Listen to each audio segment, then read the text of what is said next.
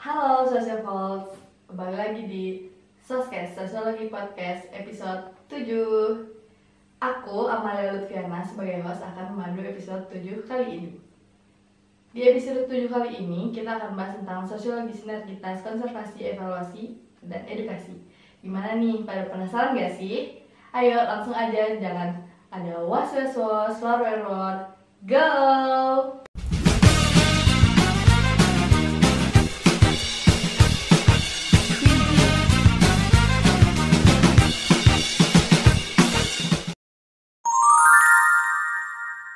Kali ini kita akan kedatangan tamu yang sangat spesial, yaitu Arsalan Zakwan. Oke, halo Kak Zakwan. Selamat siang. Selamat siang. Nah, gimana nih kabar Kak Zakwan? Alhamdulillah baik. Alhamdulillah baik ya teman-teman. Oh iya, sebelumnya Kak Zakwan ini boleh nggak sih perkenalan diri dulu buat teman-teman Socialvolts di sini? Ya, perkenalkan nama lengkap saya mungkinnya itu Arsalan Zakwan Fiudin. Saya merupakan mahasiswa sosiologi semester 4 di semester 4 dan saya salah satu bagian dari Departemen Kajian Riset Keilmuan. Begitu kurang lebih. Oke. Nah, kalau boleh tahu nih, Kak Jack kira-kira di Departemen Kajian Riset dan Keilmuan sebagai apa sih? Sebetulnya awal masuk itu sebagai staf ahli. Oke. Tapi karena memang ada satu bagian begitu yang meninggalkan departemen, sehingga kepala departemennya itu mengangkat saya sebagai sekretaris departemen. Oke, berarti lumayan panjang juga ya Ya, kisahnya ya. Oke, Oke, berarti Kang Jack ini sebagai sekretaris Departemen Ya. Kajian Riset dan Keilmuan ya. Oke, keren sekali. Nah, kira-kira nih Kang Jack di Departemen KRK ini ngapain aja sih Kang? Ya, sebenarnya kan Departemen Kajian Riset Keilmuan itu tadinya sebagai wadah. Tentu juga semua departemen sama, itu akhirnya menjadi fasilitator gitu. Kurang lebih kalau berbicara secara harfiah gitu, kajian riset keilmuan akhirnya menjadi fasilitator juga dan menjadi wadah begitu kurang lebih untuk akhirnya mahasiswa sosiologi itu bisa mengenal atau mengetahui sosiologi di luar daripada kelas mata kuliahnya gitu. Jadi semacam ada kelas tambahan mungkin kalau secara simpelnya kurang lebih begitu. Nah, karena kajian riset dan keilmuan ini tuh sangat nggak asing lagi ya di dunia pendidikan di Indonesia nih. Nah, gimana nih menurut Kang Jack hubungan Departemen Kajian Riset dan Keilmuan ini dengan pendidikan Indonesia? Oke, saya sebetulnya kurang paham ya, maksudnya nggak tahu relevansinya sampai sejauh mana antara KRK dengan pendidikan Indonesia. Tapi yang jelas adalah tadi gitu. Jadi Departemen Kajian Riset Keilmuan ini sebagai ruang, sebagai wadah hingga akhirnya bagaimana mahasiswa sosiologi ingin berekspresi atau ingin lebih jauh gitu pengetahuannya atau apapun itu bisa gitu di KRK. Jadi kalau misalkan balik lagi ke pertanyaan yang tadi, mungkin apakah relevansi pendidikan di Indonesia? Saya kira belum bisa dimulai dari Departemen Kajian Riset Keilmuan itu sendiri. Jadi saya kira perlu ada sinergitas lagi ya antara semua pihak itu untuk relevan dengan pendidikan di Indonesia khususnya. Oke, ngomong-ngomong soal pendidikan di Indonesia nih, Kang Jack, gimana sih menurut Kang Jack pendidikan Indonesia saat ini? Ya, ya bisa dibilang pasti menteri kita juga masih baru kan ya untuk saat ini. Nah, gimana nih menurut Kang? Saya kira teman-teman yang lain juga tahu ya bagaimana akhirnya pendidikan di Indonesia itu seperti apa. Yang pertama tuh baru-baru kemarin itu pendidikan tuh kan anggarannya bukan diprioritaskan, malah jadi yang dinomor-2kan. Nah itu kan sebetulnya jadi salah satu faktor yang berpengaruh juga. Terus di kita tuh punya kebiasaan setiap ganti menteri itu setiap ganti juga sistemnya gitu. Nah itu jadi nggak ada kejelasan dan nggak ada sikap gitu. Maksudnya ketika menteri ini sistemnya kayak gini, ganti menteri lagi sistemnya ubah lagi. Dan siapa yang menjadi korban selain daripada murid itu adalah tenaga pendidik, guru. Sehingga sekarang guru seringkali dibenturkan dengan administrasi gitu, dengan keperluan yang bersifat laporan gitu. Dan guru juga di sisi lain kan harus mengajar gitu ya. Harus membagi waktu dengan para muridnya. Itu jadi berbicara sistem pendidikan kita seperti itu. Dan saya kira kalau berbicara tadi pertanyaannya bagaimana pendidikan kita di Indonesia ini sangat darurat gitu. Kenapa akhirnya banyak sekali aksi demonstrasi gitu, dan pendidikan di Indonesia kali ini masih ya darurat, krisis gitu. Akhirnya ini menjadi tugas bagi kita semua tentunya, bagaimana akhirnya pendidikan di Indonesia menjadi hal yang utama begitu. Berarti bisa dibilang dengan dari keadaan pendidikan Indonesia saat ini masih bisa dibilang tergolong jauh dari kata Ya, unggul gitu ya. betul. Jadi semacam negara itu tidak pernah serius gitu, memfasilitasi bagaimana rakyatnya bisa terdidik dan menjadi negara menjadi ruang gitu untuk para pendidik dan pengajar. Dan akhirnya kenapa akhirnya pendidikan Indonesia saya bilang krisis, ya seperti itu tadi, negara semacam tidak pernah serius gitu untuk akhirnya memajukan pendidikan Indonesia gitu. Nah, kira-kira dari yang sudah terjadi di Indonesia, mungkin nggak hanya baru-baru ini, mungkin dari sebelum-sebelumnya juga sudah seperti itu juga, di mana adanya ketentuan-ketentuan yang terus saja dirubah seperti itu. Nah, bagaimana sih menurut Kang Jack sendiri, hal apa yang harus dievaluasi dari sistem pendidikan yang ada di Indonesia saat ini dan untuk kedepannya? Jadi kalau berbicara apa yang seharusnya dievaluasi begitu ya, ada salah satu teori, mungkin dapat dikatakan teori, itu dari Benjamin Bloom tahun 56 begitu kurang lebih. Jadi Benjamin Bloom mengatakan bahwa tingkat pendidikan atau tingkat pengetahuan itu kurang lebih ada 6. Jadi ada mengetahui, memahami, mengaplikasikan, lalu mengevaluasi, lalu menganalisis, dan akhirnya dapat membuat teori yang baru. Nah, Anda pernah lewat salah satu video begitu tentang pendidikan di handphone saya, bahwa Indonesia ini hari ini begitu, kita itu masih ada di tahapan pertama. Jadi kita masih tahapan memahami begitu, memahami, dan memahami pun saya kira belum terlalu begitu memahami. Nah, kalau misalkan dalam tingkatan taksonomi Bloom itu artinya kita masih 5 tahapan yang belum terlewatkan gitu, masih jauh begitu. Kita belum bisa mengaplikasikan, kita belum bisa menganalisis, kita belum bisa mengevaluasi, apalagi membuat suatu yang baru, teori yang baru. Nah itu.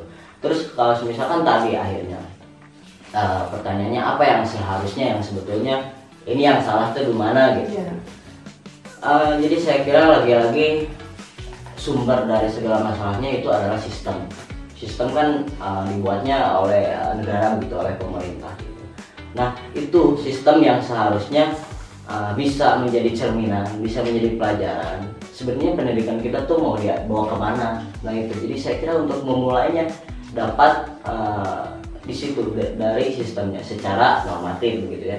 Tapi secara di luar gitu kita bisa memulai, misalkan membuka lapak buku kah di mana gitu di kota masing-masing, perpustakaan jalanan begitu, atau apapun itu, ruang-ruang yang sekiranya dapat menjadikan pendidikan itu pendidikan rakyat gitu, tidak harus bayar, tidak harus apa. Itu bisa menjadi salah satu alternatif ketika pemerintah atau negara tidak serius soal pendidikan. Silakan aja rakyat yang bikin gitu. Itu kan salah satu saran gitu. Melihat dengan Indonesia pun juga minim literasi ya. Ya itu kan sebetulnya datanya juga sudah banyak. Itu menjadi suatu kekhawatiran atau suatu hal yang bagi kita ini nggak baik gitu di Indonesia, itu merupakan kelemahan orang Indonesia. Nah, makasih banget nih Kang Jack mengenai obrol-obrolan santai mengenai pendidikan Indonesia saat ini, bagaimana sistem pendidikan Indonesia dan sebagainya. Mungkin kali ini kita bakal lanjut sesi yang have fun aja. Ya, boleh. Nah, kita udah bikin Q&A di IG Sosiologi, HMJ Sosiologi UN Universitas Bandung. Jadi kita akan memberikan pertanyaan-pertanyaan yang sekiranya ada nih spesial buat Kang Jack, tapi nggak banyak-banyak kok, santai aja. Oke, siap. Oke, mungkin boleh dari yang pertama kali ya Kang Jack, saya bacain ya. Siap. Oke, nah pertanyaan pertama nih, dari awal FAZN. Nah, Bang Jack, kenapa dipotong rambutnya? Dipotong rambutnya. Jadi dulu Bang Jack ini gondrong ya? Gondrong ya. Oke, kira-kira gondrongnya ya segini sebahu lah ada. Oh, sebahu. Oke. Kayak mahasiswa banget ya gondrong ya. Ya. Kenapa sih dipotong Bang Jack? Ya, awalnya kan sebetulnya saya ingin gondrong tuh ini berbicara ingin gondrong dulu ya maksudnya. Dari SMA.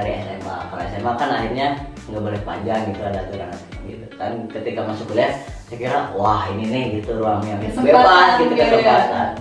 Tapi pada baru-baru kemarin sih dipotong rambutnya dan ditanya kenapa, alasannya nggak kuat gerah. Gitu sih, jadi nggak kuat gerah, nggak ada alasan lain karena setiap kali mau tidur mau makan gitu, kalau makan kan kayak gini sih rambutnya suka ke bawah gitu, sehingga jadi salah satu alat itu cepol atau ikat rambut itu jadi salah satu nyawa gitu bagaimana. Karena kalau nggak itu nggak enak, nggak ada itu nggak enak gitu. Jadi kalau ditanya pertanyaannya gerah gitu, nggak enak, udah nggak enak gitu sih. Awal FAZN siapa tadi? Awal FAZN. Itu jawabannya barang. Oke, jadi gitu ya cerita dari Kang Jack ini. Kenapa potong rambut, kenapa manjangin rambut juga gitu. Karena semua orang pernah hidup, tapi nggak semua orang. Iya, kurang lebih pada itu, betul. Oh ya, by the way, Kang Jack haus gak sih? Ya lumayan nih agak-agak. Ini gimana sih tim Soskes nih, gimana banget? Kita mau minum nih, haus. Ini ada Neneng ceritanya. Oh, ada Neneng. Oh, jadi ini Neneng, Neneng. Makasih ya Teh. Makasih. Oke, langsung aja ya. Makasih ya Teh Neneng. Jadi itu adalah tim dari Soskes untuk Teh Neneng. Jadi keras banget. Barang gitu minumnya.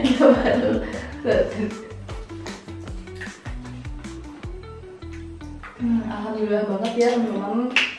Nah, mungkin kita lanjut nih ke pertanyaan selanjutnya ya, Kang Jack ya. Sudah siap belum? Siap. Oke. Wow, ini bagus banget nih, dari Fahmi.alvito. Ya. Bang Jack, gimana sih kok bisa si Bang Jack ada di fase keintelektualitasan seperti sekarang ini? Waduh, saya sebenarnya nggak tahu ya, dan maksudnya seringkali orang tuh memframing gitu. Maksudnya saya rasa saya kok nggak seperti itu, biasa juga gitu. Cuman ya kebetulan baca buku doang gitu doang. Dan saya kira nggak saya bukan merasa orang yang pas, saya sebenarnya nggak terlalu orang yang di situ gitu. Cuman kan lagi-lagi orang memframing gitu, orang yang ngecap gitu, sehingga akhirnya jadi tekanan dan beban bagi saya juga gitu. Tapi kalau ditanya sebenarnya bagaimana akhirnya bisa sampai pada tahap ini gitu, awalnya sebenarnya dari MTS ya, MTS itu SMP gitu. SMP saya sebenarnya gabut pengen ada kegiatan yang selain bermain HP gitu kurang lebih, sehingga ketika kelas 8 itu saya pinjam buku gitu, saya mutusin buat baca buku. Tapi karena nggak punya buku, akhirnya minjem ke paman dari ibu, mang minjem buku gitu dan sebagainya. Lalu dikasihlah buku pertama kali itu, judulnya Matenya Socrates. Bayangin kan. Ketika saya baca SMP gitu ya. Iya, kelas 2 SMP, kelas 8 gitu, kelas 9 dia minjem buku, dikasihnya buku Matenya Socrates gitu.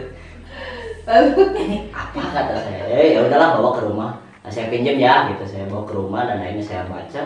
Nggak sampai 10 halaman udah nggak kuat bacanya, nggak ngerti gitu. Terus paman saya kebetulan ngechat, saya yang duluan ngechat, Mang gimana ini, ada buku lain nggak gitu. Emang kenapa, katanya nggak ngerti ya, saya nggak paham. Akhirnya udah dibalikin lagi ke rumahnya dan diganti bukunya, dikasih pinjamnya itu Animal Farm. Itu kan novel ya. Kalau novel kan akhirnya kita bisa gitu, setidaknya semacam cerita yang sebetulnya di dalamnya mengandung makna atau isi gitu, pesan. Dan ketika baca saya Animal Farm, akhirnya beres tuh, itu agak-agak mulai paham gitu, agak paham karena disajikan lewat novel gitu. Animal Farm. Dan setelah itu kelas 9, kelas 10 sempat nggak baca buku lagi karena nggak punya lingkungannya kali ya, sehingga kalau sendirian tuh malas kelas 11 akhir gitu, kelas 11 akhir, kelas 12 itu agak-agak mulai baca lagi karena sekolah yang secara tidak langsung memaksakan muridnya untuk membaca.